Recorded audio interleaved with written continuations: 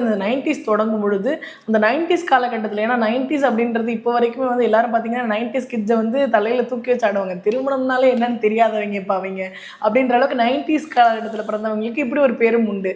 90s காலகட்டத்தில் பிறந்தவங்களுடைய அந்த வாழ்க்கை முறை அப்படின்றது எப்படி அமையும் சார்?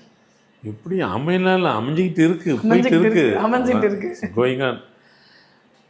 புரிந்தும் புரியாத வாழ்க்கை, அறிந்தும் அறியாத வாழ்க்கை.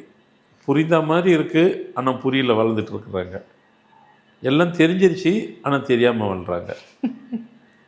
இல்லை உண்மை அது. அந்த உண்மையான வார்த்தை சார். 90ஸ்ல பிறந்த எல்லாருக்கும் இந்த குழப்பம் இருக்கு. எல்லா நல்லா இருக்குமா நல்லா இல்லையா? அதான் அதே தான். அப்போ அவங்கள தான் கேட்குறாங்க.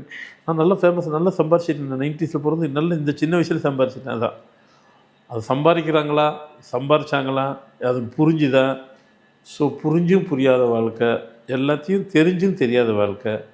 லைஃப் ஃபுல்லாக அந்த 90s அந்த கிட்ஸு ஃபுல்லாக 90, 1, 2, 3, 99 வரைக்கும் இப்படி தான் இருக்கிறாங்க.